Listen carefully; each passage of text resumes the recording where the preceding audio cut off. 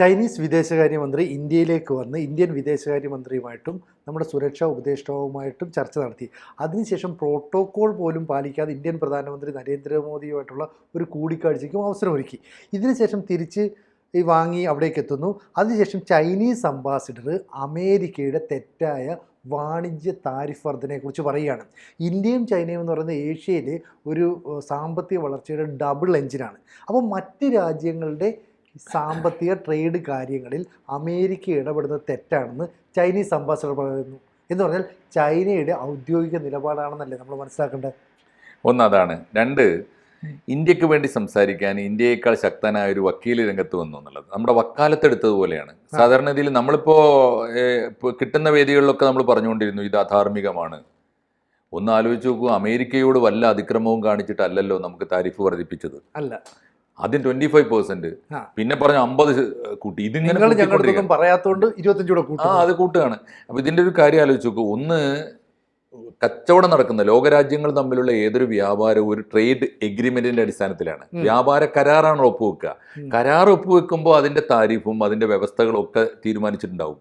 ഇപ്പം ഞാനും നീയും തമ്മിൽ ഇടപാട് നടക്കുന്നു. നമ്മളൊരു 5 കൊല്ലത്തേക്ക് ഇത്രയും കച്ചവടം ചെയ്യാനുള്ള കരാർ ഒപ്പുവെക്കുന്നു. അത് കഴിഞ്ഞിട്ട് ഞാൻ നിന്നെ ഇങ്ങനെ വാച്ച് ചെയ്തുകൊണ്ടിരിക്കും, ലോക പോലീസായി ഇങ്ങനെ വാച്ച് ചെയ്തുകൊണ്ടിരിക്കുകയാണ്. അപ്പം ഞാനുമായിട്ട് കച്ചവടം നടത്തുമ്പോൾ തന്നെ നിന്റെ വേറൊരു കൂട്ടുകാരനുമായിട്ട് കച്ചവടം നടത്തിക്കൊണ്ടിരിക്കുന്നു. ആ കൂട്ടുകാരനും ഞാനും തമ്മിൽ പിണങ്ങുന്നു. അപ്പം ഞാൻ നിനക്ക് പണിഷ്മെൻറ്റ്. അവനുമായിട്ടുള്ള കച്ചവടം നിർത്തിയില്ലെങ്കിൽ ഞാൻ നിനക്ക് 25% താരിഫുള്ളത് 50 ആക്കും.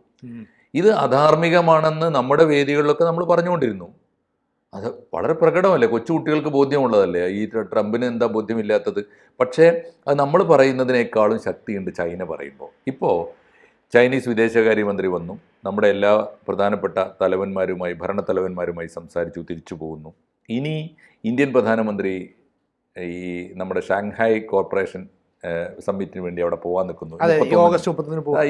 അടുത്ത ആഴ്ച പോകാൻ നിൽക്കുന്നു. അതിൻ്റെ തൊട്ട് മുമ്പ് ചൈന ഇന്ത്യക്ക് വേണ്ടി സംസാരിക്കുന്ന ഒരു വലിയ ശക്തിയായിട്ടും മാറുകയാണ്. അപ്പോൾ ഇന്ത്യയേക്കാൾ കേമനായ, അല്ലെങ്കിൽ എല്ലാ ട്രേഡിൻ്റെ കാര്യത്തിലെങ്കിലും എടുത്തു കഴിഞ്ഞാൽ ചൈന നമ്മളെക്കാൾ മികച്ചു നിൽക്കുന്നുണ്ടല്ലോ കച്ചവടം ലോകരാജ്യങ്ങളുമായിട്ടുള്ള വ്യാപാരത്തിൽ. ആ ചൈന നമുക്ക് വേണ്ടി സംസാരിക്കുന്നു, ചൈന ഇന്ത്യക്ക് വേണ്ടി സംസാരിക്കുന്നു, നമ്മുടെ വക്കാലത്തെടുക്കുന്നു. ഇന്ത്യയോട് അമേരിക്ക കാണിച്ചത് അധർമ്മമാണ് എന്ന് വിളിച്ചു പറയുന്നു. എന്ന് പറഞ്ഞാൽ അമേരിക്കയുടെ അധാർമികതയ്ക്കെതിരായി നമ്മൾ സംസാരിക്കുന്നതിനേക്കാൾ ശക്തിയുണ്ട് ചൈന പറയുമ്പോൾ. ചൈനീസ് ഗവൺമെൻറ്റിൻ്റെ തീരുമാനമാണ് ഇന്ത്യയിലെ ചൈനീസ് അംബാസഡർ ഇന്നലെ വെളിപ്പെടുത്തിയത്. അപ്പോൾ അതിൻ്റെ അർത്ഥം എന്താ?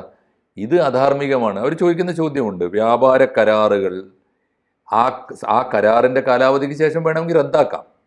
ഇനി നിങ്ങളുമായി കച്ചവടം ഇല്ല എന്ന് പറയാം അമേരിക്കക്ക്. നിങ്ങളുടെ ഉൽപ്പന്നങ്ങൾ ഞങ്ങൾക്ക് വേണ്ട, ഞങ്ങളുടെ ഉൽപ്പന്നങ്ങൾ നിങ്ങൾക്കും തരില്ല എന്നൊക്കെ പറഞ്ഞ് വേണമെങ്കിൽ റദ്ദാക്കാം. ഉപരോധം എന്നൊക്കെ പറയുന്നത് അങ്ങനെയാണല്ലോ. പക്ഷേ ഇത് ഒരു പ്രകോപനമില്ലാതെ, പ്രകോപനം ഉണ്ടാകുമ്പോൾ സാധാരണഗതിയിൽ ലോകരാജ്യങ്ങൾ തമ്മിൽ വ്യാപാര കരാറുകളിൽ മാറ്റം വരാറുണ്ട്. പ്രകോപനം ഉണ്ടാക്കണമെങ്കിൽ എങ്ങനെ വേണം? ഈ വ്യാപാരത്തിലെ കക്ഷികൾ ആരാണോ അവർ തമ്മിൽ പ്രകോപനം ഉണ്ടാക്കണം. ഇന്ത്യ അമേരിക്കയ്ക്ക് ഒരു പ്രകോപനം ഉണ്ടാക്കാൻ പോയിട്ടില്ലല്ലോ. ഇല്ല. അമേരിക്ക എന്തിനാണ് പിന്നെ ഇപ്പോൾ ഈ പ്രകോപനം ഉണ്ടാക്കുന്നത്? കരാറ് അല്ലെങ്കിൽ ഈ വ്യാപാര കരാറിൽ അനാവശ്യമായി ഇടക്ക് വെച്ച് ഭേദഗതി വരുത്തുന്നത് എന്തുകൊണ്ടാണ്? ഇതിൻ്റെ കാരണം പറയുന്നത് റഷ്യയിൽ നിന്ന് നമ്മൾ എണ്ണ വാങ്ങുന്നു. സംശയം എന്താ ഉള്ളത്? ഇന്നലെയും തുടങ്ങിയതല്ലല്ലോ. റഷ്യ ഉൽപ്പാദിപ്പിക്കുന്ന എണ്ണയുടെ 40% വാങ്ങുന്നത് ഇന്ത്യയാണ്. റഷ്യയുടെ ഏറ്റവും പ്രധാനപ്പെട്ട ഗുണഭോക്താവാണ് അക്കാര്യത്തിൽ ഇന്ത്യ. അത് അമേരിക്കയ്ക്ക് തരാൻ പറ്റാത്ത കാര്യമാണ് റഷ്യക്ക് തരാൻ പറ്റുന്നത്. റഷ്യയിൽ നിന്നാണ് അത് വാങ്ങുക. ഞാൻ എല്ലാ സാധനവും എൻ്റെ സൂപ്പർ മാർക്കറ്റിൽ നിന്ന് തന്നെ വാങ്ങണമെന്ന് പറഞ്ഞാൽ എന്താ അർത്ഥമുള്ളത്? കാര്യം എന്താണെന്ന് വെച്ച് കഴിഞ്ഞാൽ ഇതൊക്കെ തന്നെ ഈ ഡീലിങ്സിൻ്റെ ഒക്കെ ഒരു മൊത്ത കച്ചവടക്കാരായി, കാര്യസ്ഥന്മാരായി, ഒരു സോൾ ഏജൻസി ആയിട്ട് അമേരിക്ക നിലകൊള്ളണമെന്നാണ് അവരുടെ തീരുമാനം. അവർ തീരുമാനിക്കും. അതുണ്ടല്ലോ നമ്മുടെ നാട്ടിൽ നോക്കുകൂലിക്ക്, കേരളത്തിലെ നോക്കുകൂലിക്ക് തുല്യമായൊരു ഏർപ്പാടാണത്. അപ്പോൾ അത് അധാർമികമാണ് എന്ന് ചൈന പറഞ്ഞിരിക്കുന്നു. ചെറിയ കാര്യമല്ല. അത് ഇന്ത്യക്ക് ഈ പോരാട്ടത്തിൽ കിട്ടാൻ പോകുന്ന ബലം ചെറുതല്ല. ലോകരാഷ്ട്രങ്ങളുടെ മുമ്പിൽ ഇന്ത്യയുടെ ഇമേജിന് അത് വലിയ ശക്തിയാണ്. കാരണം ഇന്ത്യയെപ്പോലൊരു രാജ്യത്തോട് പുതിയ കാലത്ത്, അതും ഇന്ത്യ പഴയ പോലെ ഒരു ദയനീയമായി നിൽക്കുന്ന ഒരു രാജ്യമല്ലല്ലോ. തലയെടുപ്പോടെ നമുക്ക് നിൽക്കാൻ പറ്റുന്ന തലയെടുപ്പോടെ നിൽക്കുന്ന രാജ്യമാണ്. എല്ലാവർക്കും ഇന്ത്യ സ്വീകാര്യമാണ്. എല്ലാവരും ഇന്ത്യയുമായി സാമ്പത്തിക ബന്ധങ്ങൾ, വ്യാപാര ബന്ധങ്ങൾ ഉണ്ടാക്കാൻ മത്സരിക്കുന്നൊരു കാലമാണ്. RIC, ഇപ്പോൾ ഒരു റഷ്യ, ഇന്ത്യ, ചൈന എന്ന് പറയുന്ന ഒരു ഗ്രൂപ്പ് തന്നെ, വമ്പന്മാരുടെ ഒരു മുന്നണിയാണത്. ലോകത്തിലെ ഇന്നത്തെ വമ്പൻ ശക്തികളാണല്ലോ. ഇത് മാത്രമല്ല, ഏഷ്യയിലെ തന്നെ ഇപ്പോൾ ഏറ്റവും അധികം ജനസംഖ്യയുള്ള 2 രാജ്യങ്ങൾ ചൈന, ഇന്ത്യ. ഈ 2 രാജ്യങ്ങൾക്ക് കമ്പോളങ്ങൾ കണ്ടെത്താൻ അത്ര വലിയ പ്രയാസമല്ല. ഇവിടെ അമേരിക്കയെ സംബന്ധിച്ച് അമേരിക്കയ്ക്കാണ് ചൈനീസ് പ്രൊഡക്റ്റുകളും ഇന്ത്യൻ പ്രൊഡക്റ്റുകളും ആവശ്യം. നമുക്ക് ആ പ്രൊഡക്റ്റുകൾ കിട്ടിയില്ലെങ്കിലും കുഴപ്പമില്ല. അപ്പം നമുക്ക് മേലെ ഇങ്ങനെ ഉപരോധം ഏർപ്പെടുത്തുമ്പോൾ നമ്മളൊരു പക്ഷേ യൂറോപ്പിലെ മറ്റ് രാജ്യങ്ങളുമായിട്ടും ആഫ്രിക്കൻ രാജ്യങ്ങളുമായിട്ടുള്ള ഒരു കച്ചവട ബന്ധം വിപുലപ്പെടുത്താം. അപ്പോൾ ഒരു ഭീഷണിയിലൂടെ നമ്മളെ വരുതിയിലാക്കാൻ പറ്റുമോ എന്നായിരിക്കില്ലേ അമേരിക്ക? അതാണ് ഒന്ന്. രണ്ടാമത്, ഏഷ്യയിൽ ഇനി വല്ലാതെ ഈ ചൈന വളർന്നു വന്ന സ്ഥിതിക്കും ചൈനയോടൊപ്പം തന്നെ ഒരു ഡിപ്ലോമാറ്റിക്കായ റിലേഷനാണ്. ചൈനയും നമ്മളും തമ്മിൽ അഭിപ്രായ വ്യത്യാസങ്ങളുള്ള അതിർത്തി തർക്കങ്ങളൊക്കെ ഉണ്ട്. അതൊക്കെ ഡിപ്ലോമാറ്റിക്കായിട്ട് പറഞ്ഞു തീർത്ത് ഒരു സംഘർഷത്തിലേക്ക് പോകാതെ ഒപ്പം ചൈനയോടൊപ്പം തന്നെ നിന്ന് ഇന്ത്യയും വളർന്നു വരികയാണ്. അപ്പോൾ ചൈനയും ഇന്ത്യയും വളർന്നു വരുമ്പോൾ ഏഷ്യയിൽ അമേരിക്കയുടെ ആപ്പീസ് ഏതാണ്ട് പൂട്ടിക്കൊണ്ടിരിക്കുകയാണ്. അറബ് രാജ്യങ്ങളെയാണ് ചൂഷണം ചെയ്യാൻ വല്ലാതെ ശ്രമിച്ചിരുന്നത്. ഇപ്പോൾ അവരും ഏതാണ്ട് തിരിച്ചറിഞ്ഞു. ഇറാഖിൽ നിന്ന് ഓടിച്ചു. ഇറാൻ ഏതാണ്ട് അമേരിക്കയെ നിലക്ക് നിർത്തി. കാരണം അമേരിക്ക ഇറാനെ ഒരു പാഠം പഠിപ്പിക്കാൻ ഈ പലസ്തീനെ മുൻനിർത്തി ശ്രമിച്ചല്ലോ. ആ സമയത്ത് ഇറാൻ ചെയ്ത പണി നല്ല പണി. ആ അർത്ഥത്തിൽ ഇറാൻ ചെയ്ത പണി എന്താ വെച്ചാൽ, ആ സമയത്ത് ഇസ്രായേലിനൊന്നും ആക്രമിക്കാൻ പോയില്ല. അറബ് ലോകത്തെ 2 പ്രധാനപ്പെട്ട അമേരിക്കൻ താവളങ്ങൾ ആക്രമിച്ചു. പണി കൊടുത്തു, അമേരിക്ക നിർത്തിപ്പോയി. അപ്പം ഞാൻ പറയുന്നത്, ഇതൊക്കെ ഇപ്പോൾ അമേരിക്കക്ക് പുതിയ പാഠങ്ങളുണ്ട്. അതുകൊണ്ട് തന്നെ അമേരിക്കക്ക് വാക്കിന് വിലയില്ലാതാവുന്നു. അമേരിക്ക പറഞ്ഞിട്ട് ആരും ചെവിക്കൊള്ളുന്നില്ല. അമേരിക്ക റഷ്യയുടെ പിന്നാലെ നടക്കുകയാണ്, നിങ്ങൾ യുക്രൈനുമായിട്ട് വാർ നിർത്തണം. അത് റഷ്യയുടെ ആഭ്യന്തര കാര്യമാണ്, അവർ കേൾക്കുന്നില്ല. അമേരിക്ക പറഞ്ഞിട്ട് ഇപ്പോൾ ഇസ്രായേൽ പോലും കേൾക്കുന്നില്ല. സത്യത്തിൽ ഇസ്രായേൽ എന്ന നാട് ഉണ്ടാക്കി കൊടുത്തതിൽ ചരിത്രത്തിൽ അമേരിക്ക വലിയ പങ്ക് വഹിച്ചിട്ടുണ്ട്. അപ്പോൾ ഇസ്രായേലിന് മനസ്സിലായി അമേരിക്കയെ അങ്ങനെ ചെവിക്കൊള്ളേണ്ട കാര്യമില്ല, അവർക്ക് അവരുടെ കാര്യമാണ് പ്രധാനം. അപ്പോൾ ഈ സമയത്താണ് നമ്മൾ ഇപ്പോൾ റഷ്യയിൽ നിന്ന് ഓയിൽ വാങ്ങിച്ചതിനെ ചോദ്യം ചെയ്യാൻ അമേരിക്ക ആരടാന്നാണ് ഇപ്പോൾ ഈ ചൈന ചോദിച്ചതിൻ്റെ അർത്ഥം. അവരിഷ്ടമുള്ളവർ വാങ്ങും. മാത്രമല്ല, അത് ഞങ്ങൾ നോക്കിക്കൊള്ളാം. ആരായി? ഞങ്ങൾ 3 ത്രിമൂർത്തികൾ തന്നെയാണ്. റഷ്യയും ഇന്ത്യയും തമ്മിലുള്ള ഇടപാടിൽ തത്തുല്യമായ കൗതുകത്തോടെ അല്ലെങ്കിൽ സ്നേഹത്തോടെ, തത്തുല്യമായ താല്പര്യത്തോടെ ചൈന കൂടെ ഉണ്ടാവും. അതായത് ചൈനയ്ക്കും ഇന്ത്യക്കും ഈ എണ്ണ വേണമല്ലോ, അപ്പോൾ അത് റഷ്യയിൽ നിന്നാണ് മേടിക്കുന്നത്. ഞങ്ങൾ തമ്മിലുള്ള ആഭ്യന്തര പ്രശ്നമാണ്, നീ ആരാണ് അത് ചോദിച്ചത്? അത് റഷ്യയല്ലേ പരാതിപ്പെടേണ്ടത്. റഷ്യയിൽ നിന്ന് നമ്മൾ എണ്ണ വാങ്ങുന്നു, നമ്മൾ വാങ്ങുന്നു, ചൈന വാങ്ങുന്നു. റഷ്യയുടെ വ്യാപാര ഇടപാടുകളിൽ റഷ്യ വല്ല കൃത്രിമവും കാണിക്കുമ്പോഴോ അല്ലെങ്കിൽ നമുക്ക് അനിഷ്ടകരമായി പെരുമാറുമ്പോൾ റഷ്യയും ഇന്ത്യയും തമ്മിലല്ലേ ഇടപെടേണ്ടത്. അതിൽ അമേരിക്കക്ക് എന്ത് കാര്യം? അപ്പോൾ ഇതാണ് ഇതിൽ പ്രധാനപ്പെട്ട ചോദ്യം. ഈ അധാർമികത, അമേരിക്ക ലോകത്തിൽ കാണിച്ചുകൊണ്ടിരിക്കുന്ന അധാർമികതയെ ഒരുപക്ഷെ ചോദ്യം ചെയ്യാൻ ഇപ്പോൾ സോവിയറ്റ് യൂണിയന് ശേഷം ഒരു ശക്തി ഉണ്ടായി വന്നത് ചൈനയാണ്. അത് ചൈന സമയത്തിന് നിർവഹിച്ചു.